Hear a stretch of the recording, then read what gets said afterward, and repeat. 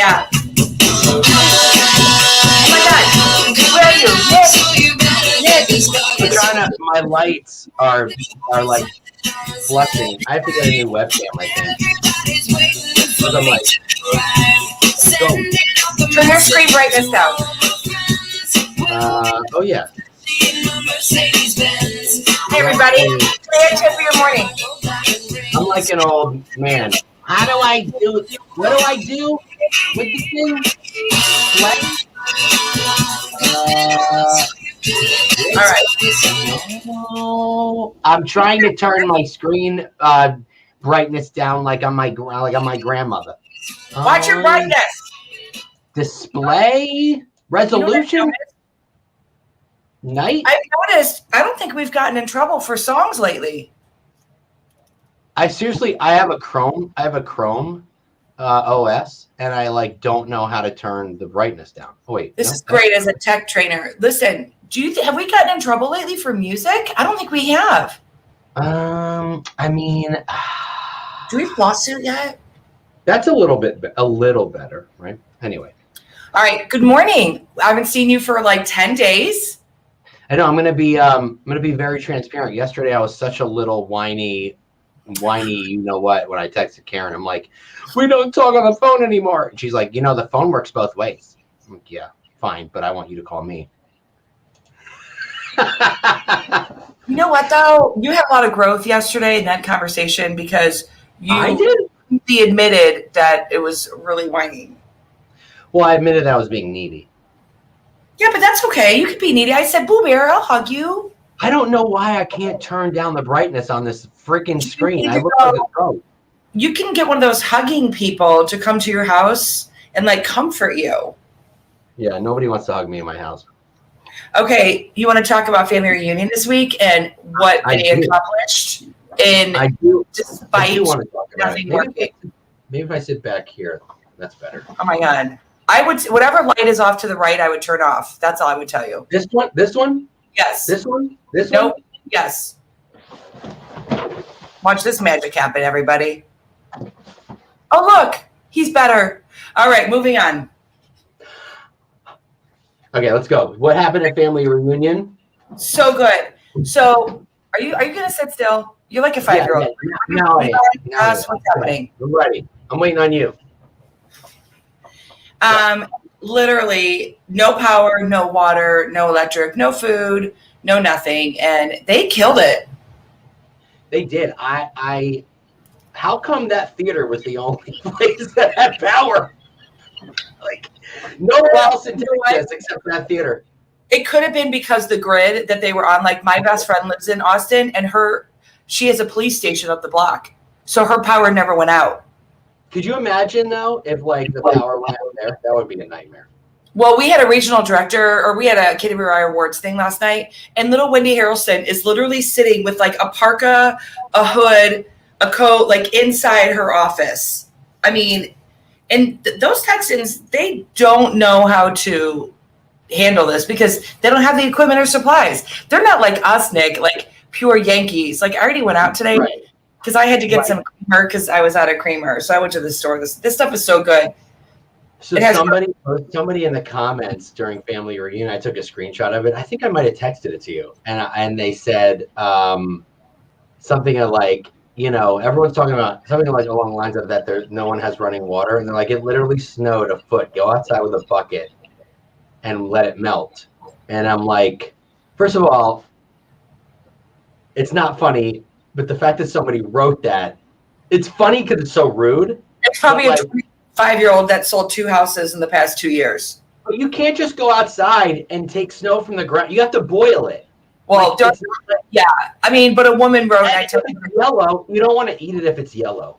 No, I texted it to Jason, this woman who, 3 kids, the youngest is 1, and her pipes froze, and then water was everywhere, and then her walls are caving in her home because her pipes froze, which then made her walls. And so they're trying to get to all the warehouses at KW Cares. They're just having a problem getting to all the warehouses at KW Cares. And Mark King drove his truck down from Missouri and was literally helping people get back and forth from Missouri, and was helping people get back and forth and transporting food and supplies and stuff in the middle of family reunion like when he had a Well, break. I just want to say that Gary, I heard Gary's house has running water and power, so everyone go there. That's what I heard. No, it didn't though. Then he got there, and then it went out. Then it went out. See, I was kidding. I was joking. Yeah. So I just yesterday I posted a picture of Josh wearing that sweater and jeans, and I go, "Oh, casual Josh," and I kind of feel like I kind of feel like I was slightly attacked in a certain way, where people were like, you know, when you don't have electricity and water, you put on what you can. At least he looks put together. I'm like, what? Why are you so insensitive, Nick? I know, I'm so insensitive. Don't you know that Josh doesn't have electricity and he can't do his laundry? He's always casual, first of all, but he was extra casual. Well, I'm pretty sure Josh has more than 2 sweaters. I'm pretty sure, yeah. I'm pretty sure. If he doesn't, I'm pretty sure he did his laundry. I'm pretty sure he did his laundry before Monday night and had a few extra clothes to choose from. I'm just guessing. Josh and Kristen. I feel like Kristen had. Good job, get him, Kristen. Is always attacking me, Kristen. Always attacking me. No, she's very rude. You were very rude. Eat your spaghetti. You were very rude. Oh my God, you're very sensitive. I am very sensitive. If everybody doesn't know that by now. I'm not. She's not always attacking me. I'm just extremely sensitive. I haven't. Like you said, nobody hugs me in my house. So. How'd you perform at family reunion? I did my shindig. Was yours live? Yeah. I flew home from Vegas. Don't ask questions, anybody. I flew home from Vegas, and then just so you know, Caryn, it wasn't live in Vegas this year. So I told you not to go. I said, Caryn, it's on the computer. It's live. We're not going to be. She's like, no, I'm going to Vegas. I'm like, it's not Where's everybody? Where's Club KW? Hey, where's the Red Bash? Where's Club KW? Save me a seat. When's Gary coming? I told her it wasn't there, but she wasn't listening. I needed to play some craps. So here's what I felt. I felt day one, and by the way, I'm going to give them complete benefit of the doubt because right before they went out on stage, nothing worked, right? Like the internet wasn't working, the website wasn't working. But yeah, I felt like day 2 had a lot more energy. Like it was just Jason and Josh crushed it. Oh my God, I just got the chills. They crushed it. Yeah, they did really. Like I felt they were much better than Mega Camp. I just felt it was more natural. Like Mega Camp obviously was the first time they were doing this virtual, so I'm sure there was some like nerves there, but I felt this time they had a real good, like they looked really like they practiced. You know what I mean? They looked like. Wait, Nick, you had a TikTok session and I wasn't on it? I didn't choose the TikToks. You can talk to the events team. They didn't. No. Here's what our thing was. So, May came on here and said KW's a TikTok. Oh, that's right. You didn't see it. It was a 10-minute session in between Gary and Josh. In between Gary. It was like right in general session. So it was 10 minutes and it was like the show Talk Soup or like Tosh.0. Yeah, where they literally it was filmed when we filmed it, it was completely organic. Like we didn't know the videos they were going to show us. So they picked a bunch of videos that KW agents made over 2020 on TikTok, and we had to see them for the first time and then react and make comments, and it was a lot of fun. People loved it. That'd be my dream. That's like my dream job right there. But I was watching it, and afterwards I'm like, wait a minute, you didn't have Caryn or CC Underwood? No, I'm just kidding. But here's the thing, it was great because I had people afterwards. I had like a dozen people text me their TikToks, and I'm like, I didn't pick them. I had no say. Maybe it's because I don't talk about real estate. All right, let's bring in our guest because you don't know him, but you're about to know him. Hold on, I want to make one plug. One plug today. Today at 2:30. Today at 2:30 Eastern, for the 4th time in Lab Coat Agents, Ryan Serhant. He's so cute. Why is this so? Ryan Serhant will be talking to Tristan and myself for the 4th time. That's right, 4th time. That's right, because Ryan Serhant and me are like. Not really. I have to email his assistant. He doesn't want to talk to him. But Ryan Serhant's new book, Big Money Energy, a lot of fun. 2:30 Eastern. Just jump into Lab Coats and watch. He got some big money. All right, I'll plug something, but I don't have anything to plug. All right, I'm going to bring our guest on. I'm going to play a little music. I'm glad to be back. It feels so good. Does it feel good? No, does it feel good? Yeah. I've been here the whole time. I was sitting in this chair every day waiting for you to turn on your StreamYard. 3 days a week. Yeah. He's got to dance. I told him he's afraid of me, so it's good. I am afraid of you. This is how we do it. Just a little head dance. That's kind of, that's okay. It's pretty bad. Dan. Last time I saw Dan, he bought me dinner. That was a true story. That is true. Wait, and you sat to my left, and we had a fantastic steak. Wait, and then Travis know each other? Travis and I went to speak for his market center, and he bought me a really nice. It was like expensive too. Oh, Dan, meet Nick. Nick, meet Dan. I would have worn a blazer or something if I had known. No, you wouldn't fit in Springfield in a blazer. We don't call them blazers. We call them sport coats. We call them sport coats. Oh. Dan's a cowboy like my husband. All right, Dan, how are you? Training. Yeah, I did a training for Dan. That was super fun. They love rock. Howdy, Dan. Good morning. How are you? Are you afraid of me still? Good. 100%. Yeah. I'm always afraid of Karen. I'm closer to Nick right now than you because I feel safer with him. Who are you? Like when I text Karen to tell her that I'm sad because I haven't talked to her in a while, I'm afraid that she's going to text me back. What the hell? You don't call me. Little territorial. Right. I'm a regional director now. To call my people, we'll set up a meeting. Quiet. Sorry. Dan, tell us about you. Hey, how are you? I'm Dan. I am from Springfield, Missouri. I run a team here with my partner, the famous Jen Davis, who was. Oh, I love Jen. I didn't know that was your partner. Huh? Yeah. I didn't know Jen was your. Well, now I have street cred. Now I have cred, Nick. Yeah, now I know why I'm talking to you. Jen was booked. Jen was booked. Yeah, no, I'm sure she's probably actually watching. In all fairness, so we run a team. We do about 550 units a year in Springfield, Missouri. She's pretty much taking over the CEO role of that in an OPM market center, and I'm working on some other stuff now too. You have a pretty big market center in Springfield. By the way, if you guys all haven't been to Springfield, Missouri, I drive through when I go see my husband. It's really pretty. I love it. The hotel I stayed in was super nice. We know how to treat people, and we like nice stuff. My wife's always telling me this is why we can't have nice stuff. Then I go to Missouri. I tell my husband that all the time. And Dan and I had a conference call about a month ago. Yes. And he's also a cowboy like my husband. Yeehaw! Well, at least I dress like it still. I don't know that I'm actually still a cowboy. I have computer hands now. Yeah, that's true. All right, so tell us about your team. Okay, so I have a team of 18 people. We have, I think, 6 in production now. And so if you do the quick math, one of the stories I think that's really cool about the team is the average agent on our team does 85 transactions a year. What? Yeah. Holy, and that's average? That's average, yeah. Yeah, we have some that sell more and some that sell less. Well, that would be an average. Holy. Okay. Yeah. I was slowing down for Nick. So hold on. Carry the 2. Okay, yeah. So Dan, so that's incredible. What are the agents you bring on new and you train them, or are they seasoned, or is it a little bit of both?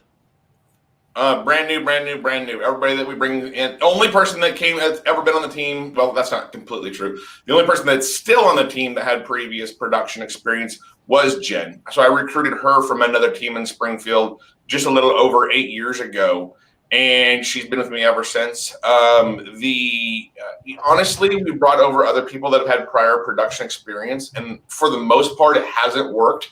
The only time it's worked is people that failed on their own, or I wouldn't say failed, left the industry, and we recruited them back. The only time it worked is when people absolutely sucked by themselves.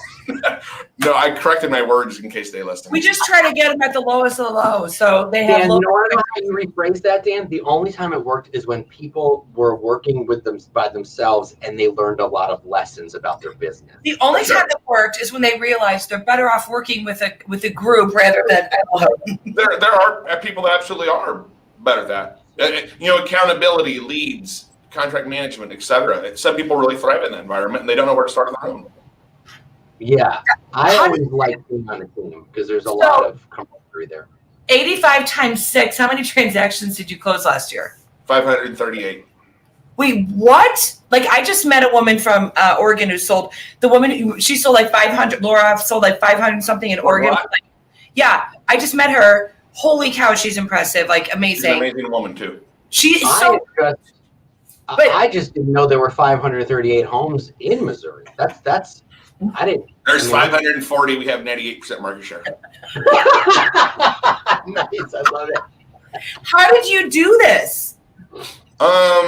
Slow and consistent, right? Like that is not us. So no, and it really wasn't us. I was trying to say the right answer.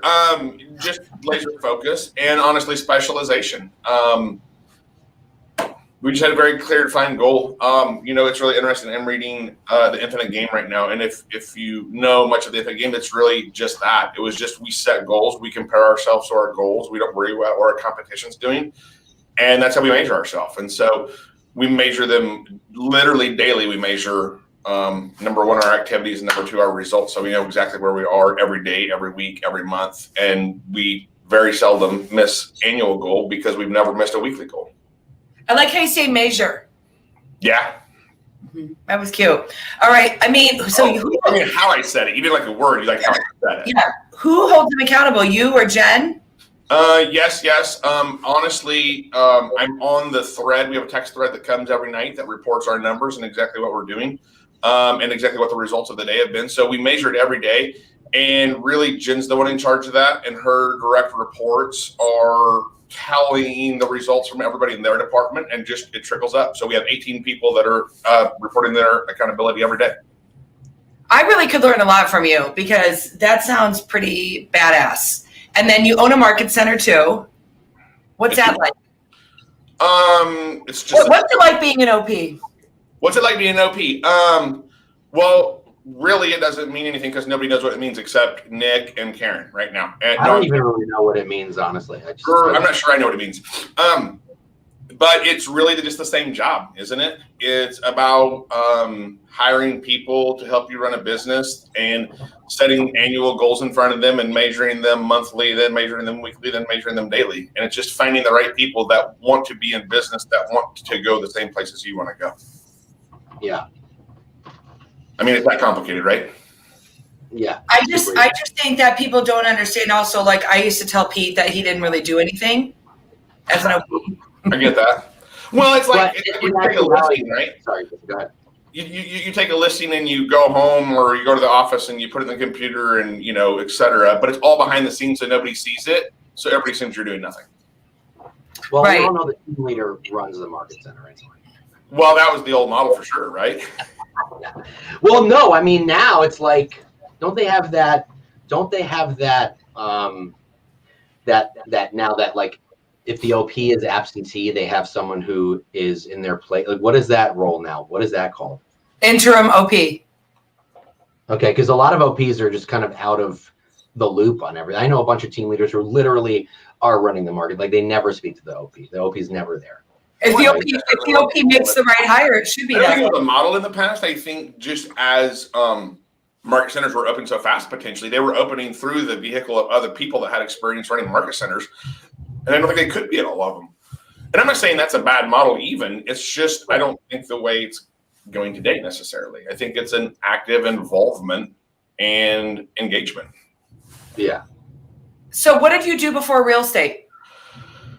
I just took a small stint of building homes. That ended abruptly about 2010 because there was nothing to build. And banks didn't want to be involved in it. And then prior to that, I was a police officer in Springfield, Missouri.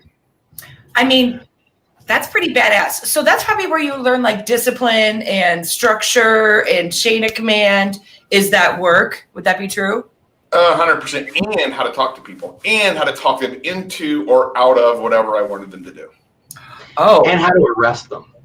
And how I arrest them. Yeah, you can talk people into a fight. Yeah, you're under arrest. You didn't make your calls today. Hey, I have a question, Dan. There's a lot of leaders in our company that were cops. I think this is like the third. They should do a whole panel on that. Like what? And I think a lot of it has to do with there's a lot of military or veterans, because a lot of it comes from a place of service, helping people, arresting the bad guys, that stuff. So I think that it's probably from the same place. And a lot of them end up being really good, business people when it comes down to it. What's your opinion on why you think a lot of cops or ex-cops join? Well, I think it's a lot of it. Number one, it's because it starts even in the academy, let's say, because it starts with the uniform, right? So same company, same language, right? We're doing the same thing every day. Let's talk about specialization. You have a DWI squad, you have a SWAT team, you have a patrol officer. Like, things are moving all the time, yet things are really the same. And also, there's a standard operating procedure, right? There's an SOP. You know that when this happens, you're going to do this. Like, it's funny, I got into the police department, and I'd say the military is probably the same way. I think I had all this discretion, and I was going to get to come into the fine town of Springfield and make all these decisions. And what I found out is everything that I did, starting with how I started my car and when I started my car, was a written down policy. So I just ran the play.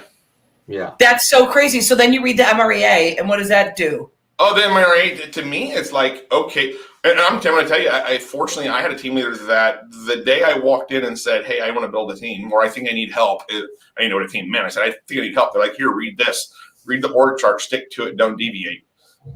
And I didn't, with the exception of maybe once or twice. And every time I did, it cost me like 60 to 100 grand, right? So it was, and I can't preach about the book enough, but there was an SOP, there was a standard operating procedure for a real estate team if I wanted to build one. Yeah, Kristen Jungles was in the military, so I thank her for serving. And she wrote an after action report. Yeah. Whatever that means.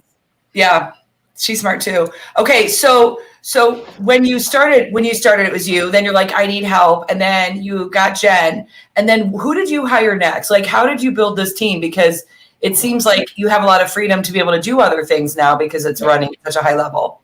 So, the interesting part about that is some of the people that helped build it aren't here anymore. And that's okay. Sometimes we grow through those people and we honor them even when they're not with our team anymore.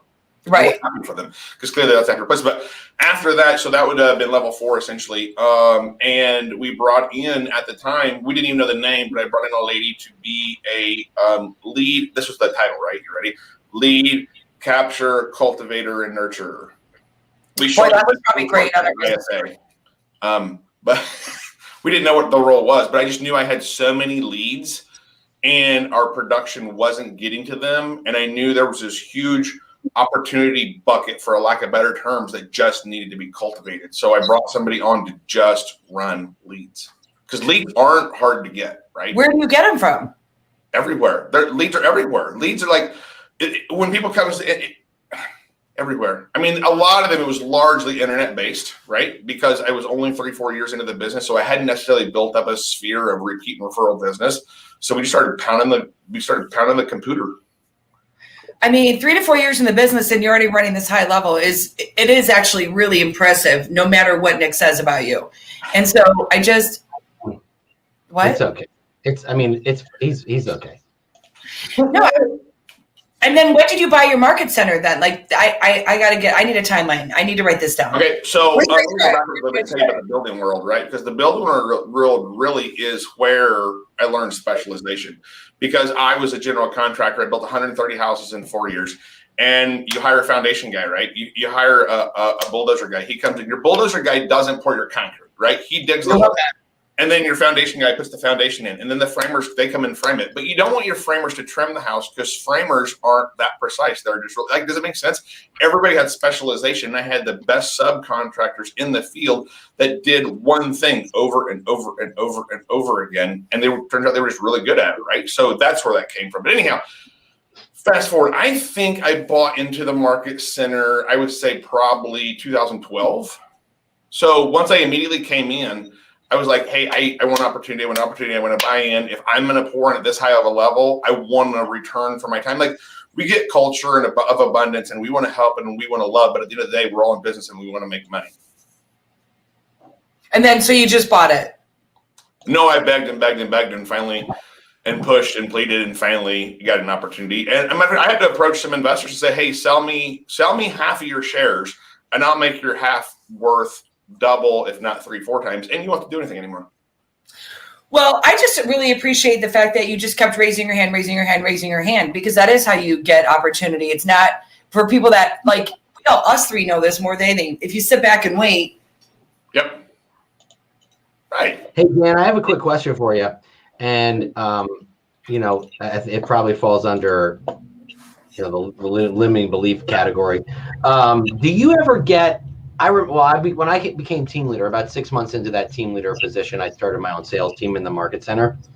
And people, there was like a handful of agents that really had a big problem with that. Yeah. They felt, Nick's competing with us, and it's just such a weird mindset, right? Like, I would always think like it was twofold. One, I was competing with them, and two, why doesn't Nick teach us what he's doing? Which I do every week when I was training, but it's on them to show up. Like, guys, you don't show up. I'm teaching you everything my team is doing, because we became the number one team in the market center within 6 months because I followed the model and knew what I was doing. Do you ever get agents that are like, our OP has the number one team and that's not fair, and he's taking our listings? How do you deal with that? That's a very interesting topic. I'm hypersensitive to the fact that I'm under a microscope and it's actually not too dissimilar from the police department, right? So when you put on a uniform and you jump in a patrol car, you're held to a different standard and you're under a microscope, right? Everybody's watching for you to make a mistake. So it increases the level in which you have to operate. So same thing. So now, first of all, a lot of the agents that are here still were with me then. So they watched this trajectory and this growth. However, you're 100% correct. And I'm very conscious of the fact. So I did a handful of things. So when that happened, number one, I rebranded the team.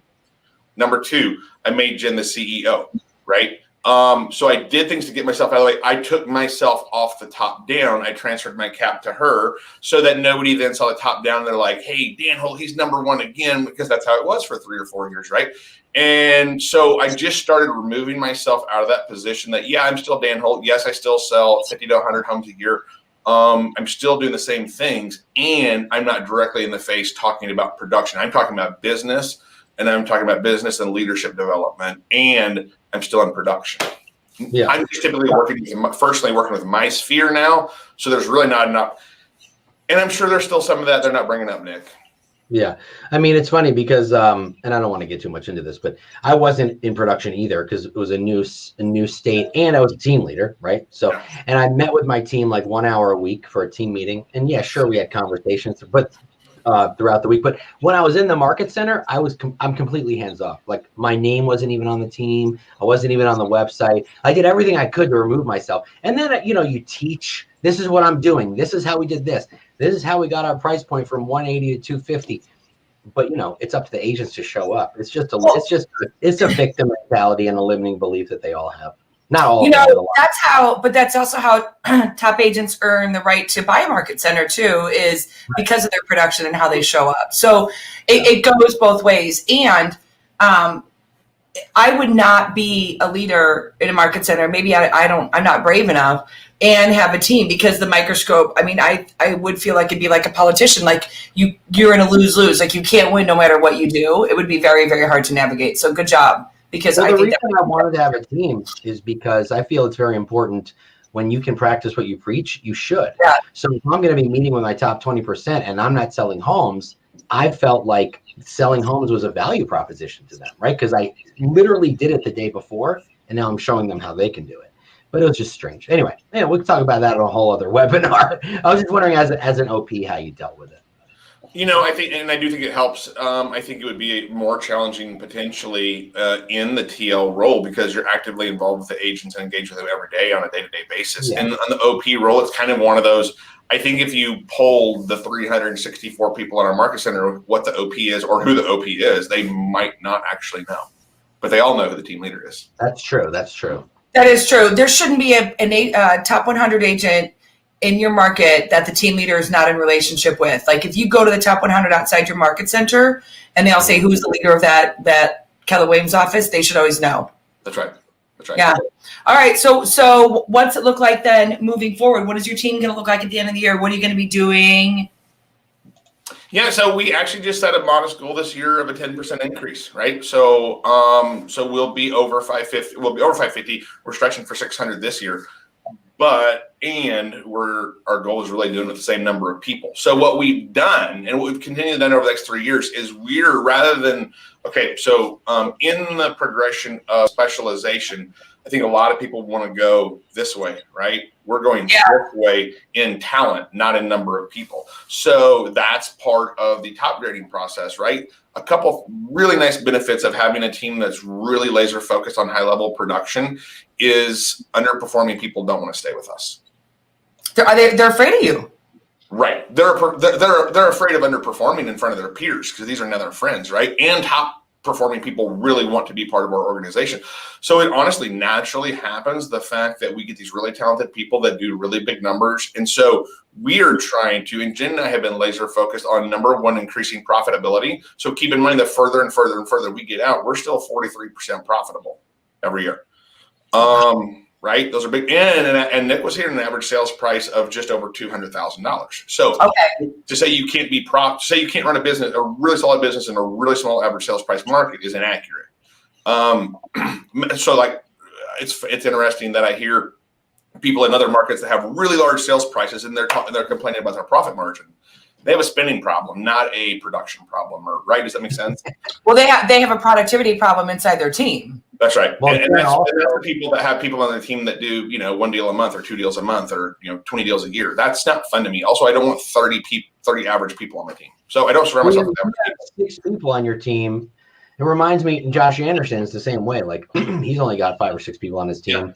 Yeah. He's got a 40-something% profit margin too. And he's had agents on his team just like you for over a decade. Yep. And, I never, and not to knock anybody, but I never really thought it was that impressive if you have, 30 people selling on your team and you're doing 500 units. Like I never felt that was impressive, I feel like a lot of agents, when they start a team, they want to grow really big, really fast. But I always feel like, listen, first of all, you have to figure out how much money you're going to spend, what type of agent you want to hire. Are they going to, do you want agents doing 1 deal a year and have 30 of them? Yeah, then you can definitely hit that 500 or 600 mark. But like running a small and lean organization with agents doing an average of 85 units, that is super impressive. And you probably experienced 2 things. 1, agents that really want to learn from you, and 2, agents that, are just so they're already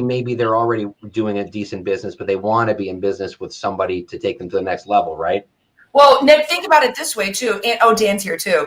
Think about the culture of the team when everybody's running at a high level and everybody's making money. What the culture must be like.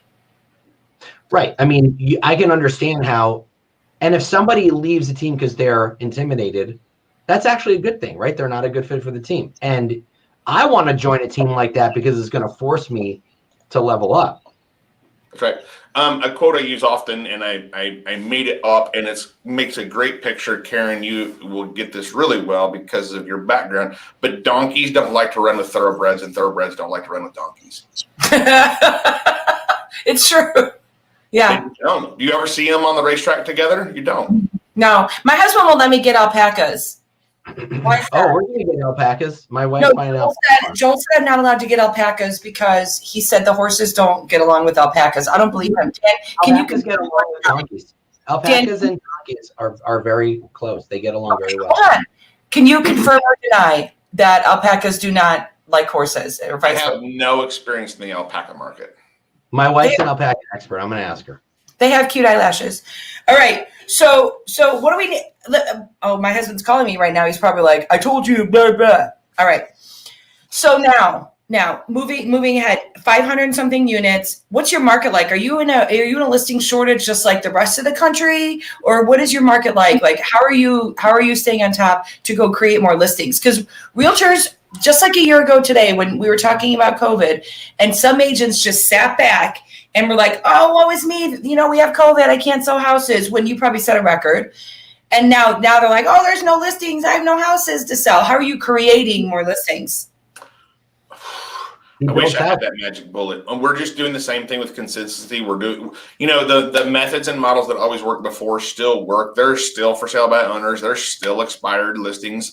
If it's expired in this market, though, we still circle prospect. We still door knock. We still have open houses. We're still doing all the activities. A lot of our seller leads also come from our buyer opportunities. It sometimes starts with a buyer opportunity first. So an example, somebody comes to an open house. Gosh, we love this open house. We'd like to buy it, but we have a house to sell. Great. There's a listing opportunity. So I think people look too hard and they just sit and they prospect so hard for the listing opportunity. Not everybody is a first-time buyer. Right? I don't know. Does anybody know the actual fact on how many people, what percentage are first-time buyers? 43%, right? So 57% have a home to sell. Oh yeah. Oh, I like how you turn. Oh, good job. Okay, now. Yeah. That's true. Oh my God. Right. Now. You see what I'm saying? And historically, where do we know the transaction starts first? Dan, you want to know why? You want to know why so many agents miss the ball when lead generating and for listings? Because when they're running, people say to me, Nick, how do you generate seller leads on Facebook or Google? I run ads for buyers and ask them if they have a home to sell before they buy. Yeah, if you're not asking that question, and I've learned this the hard way, if you're not asking that question to a new prospect, first of all, do you currently rent is the way you should ask it. If you ask, do you have to sell before you buy? They might have a home and don't need to sell it. Therefore, they'll say no, and you'll miss the boat. If you say, do you currently rent? They'll either say, yes, I rent, or no, I own a home. Then you go, oh, do you have to sell that home before you buy a new one? No, I don't. Oh, do you want to sell it after you purchase a new home? Yes. Like, you have to ask these questions because they're not going to tell you. And if they think of you as a buyer agent, they came to you asking about a house to see, not a house to sell. If you don't put that in their brain, this is how consumer works. Oh, I thought you only represented buyers. I didn't know you represented sellers. So it's all like, well, it's called communication, and it's something I think there's a big opportunity miss. And Dan, check me if I'm wrong, because I like to be challenged. That if I had investment properties and I've been sitting on them for 10, 12 years, I would sell them now. Right? The market is so high, you're going to make money and be able to do something else. And so you have to pay taxes on that income.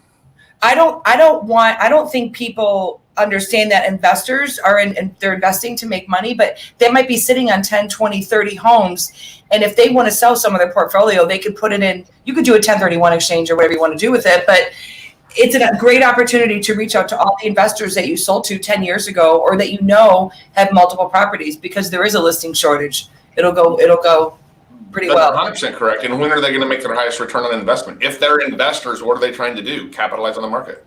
Right. And now would be the time to do it. So if we're not targeting multiple property owners, I think there's a huge miss there too. Now, what about a seller that says, well, the market's so tight, I have nowhere to go?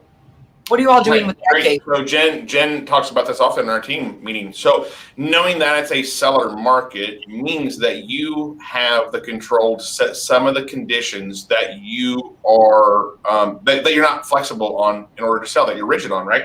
As an example, we can protect them. However, Mr. and Miss Seller, right? We know that historically most sellers need to sell before they buy. And we know that it's a very fast moving market. And if you see a home that you fall in love with, 14 other people just saw it too, and they're going to write an offer on it, the seller's not going to accept an offer that you present if there's a contingency on there for the sale and closing of your property. So what we know is we have to put your home on the market first. And the first step we have to do is have a contract on your home before any other seller will take us serious and purchase their home. As an example, would you, if we put your house on the market and you had 15 offers, would you accept an offer for somebody whose home wasn't even on the market yet? No. So you're going to continually see dream home after dream home after dream home come and go and slip through your fingers, and you're not going to get a chance to look at it because you're not qualified yet to look at it, because that's a pre-qualifier. So what we know we can do is put your home on the market, and we can accept contracts at terms that are acceptable to you. Number one, we can put a contingency in place that says if you don't find a home to purchase by this date, the seller can terminate the contract. Or we can put an extended closing, or we can find another option for you. We're never going to allow you to be homeless, and we know we need to capitalize on this market for you, and that's the first step that needs to happen. Dan, I feel like when you go to a listing appointment, you say the Dan Holt team will not allow you to be homeless. That's right. We'll make you homeless for a little bit. Yeah. Not homeless with Holt. So my wife said, just in case you guys are wondering, horses and alpacas do get along, but you need 10 acres or more for a horse. You don't need that much for an alpaca. So if you have alpacas and horses in less than 10 acres, the horses are going to get very frustrated. Well, I have 100 acres and like 10 horses or something. I don't know. Donkeys and alpacas, like I said, get along, and you don't need 10 acres. I feel like we had a donkey. In the morning, the donkey's making waffles. We do have goats now, but I wonder if we ever had donkeys. This is how much I don't know. We adopted an alpaca once, and we, drove up a couple hours every so often to see him. His name was Nashville. But we're going to get an alpaca farm and a donkey, and we are going to name him Waffles, and he's going to make them too. And he has cute eyelashes. All right. So what does your 2021 look like? What's coming up? Lots of things. So, I am seeking and very near, and in a couple of days, we'll make publicly known an opportunity that's coming through the KWRI world that you know all about. So there's going to be a big announcement maybe on Tuesday-ish. And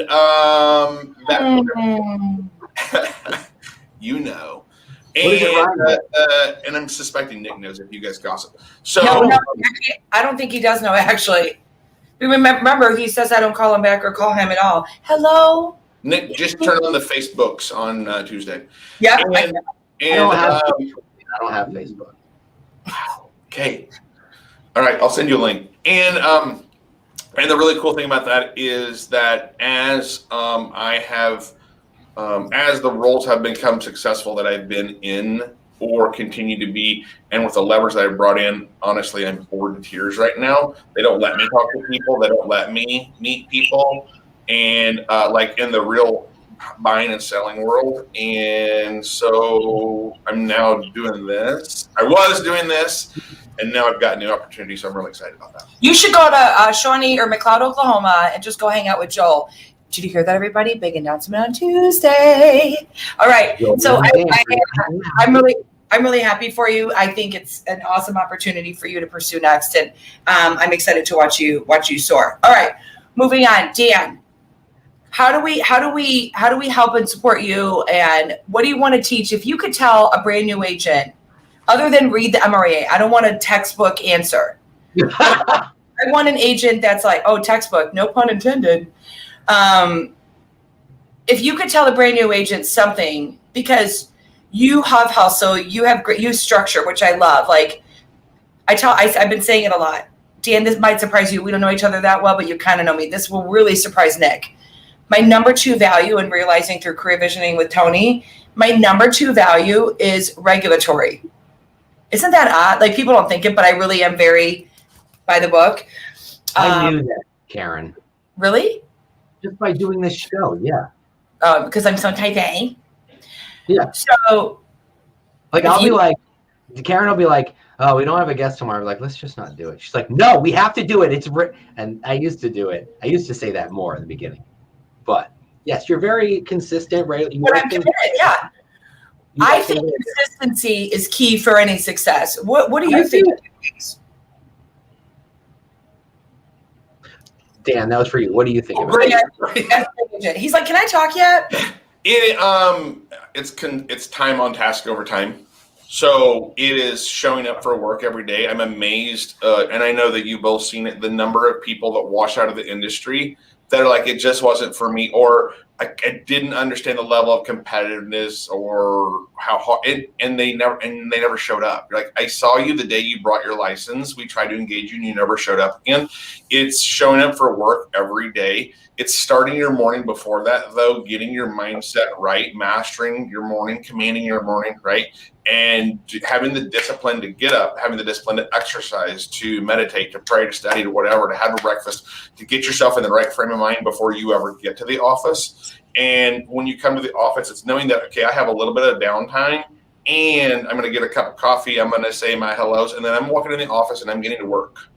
I'm here to work. I put on my pants to come to work, to do the things that I know are going to drive my business, my career, where I want to go, because my family depends on me, because my peers depend on me. I'm an example to my children to show them that these are the results that you get when you show up and you work every day. Nothing's going to be handed from you, and everything can be taken from you.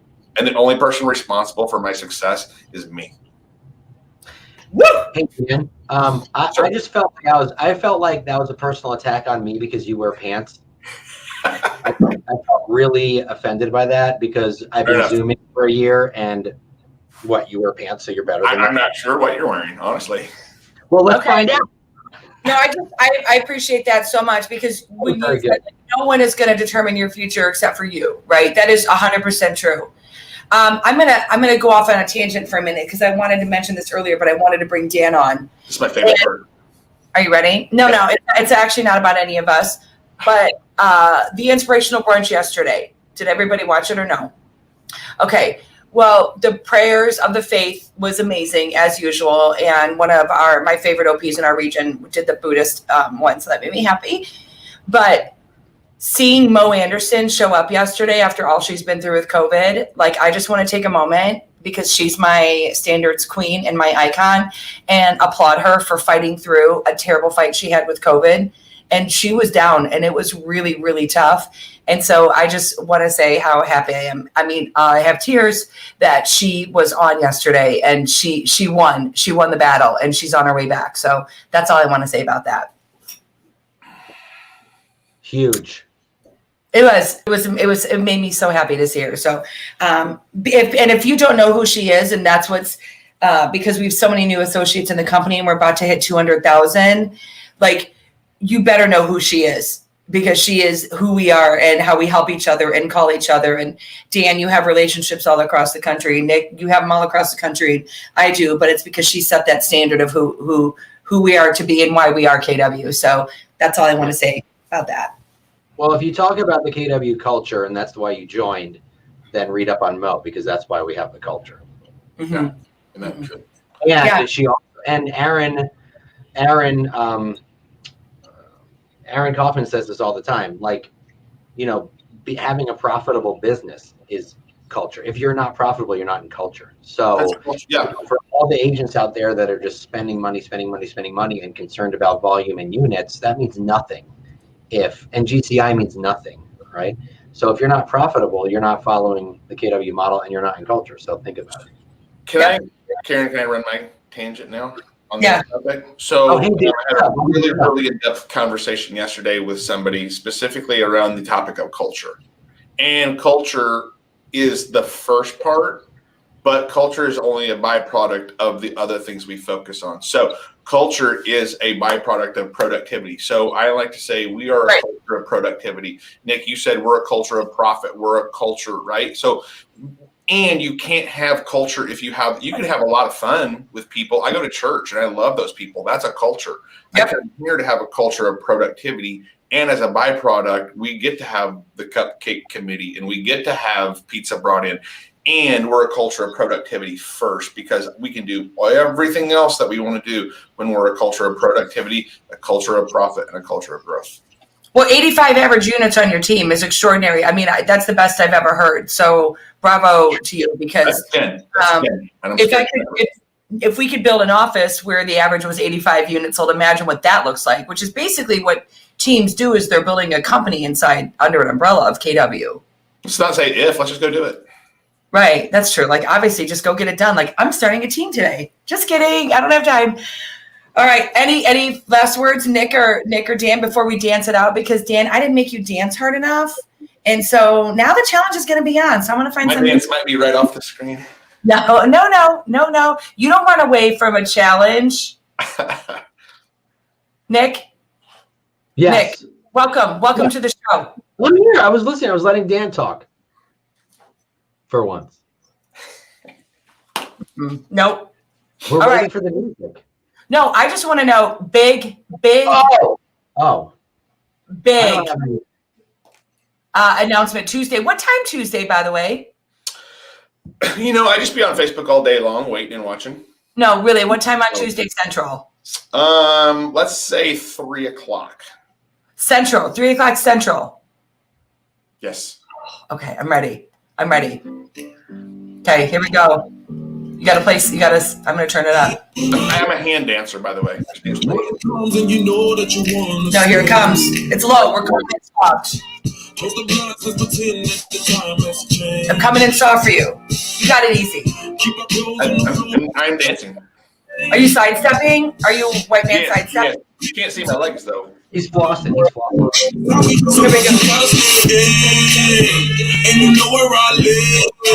No, hands up. Here we go. Monday to everybody. That's up the house, right?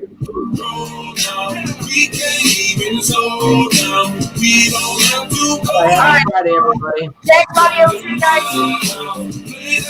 guys.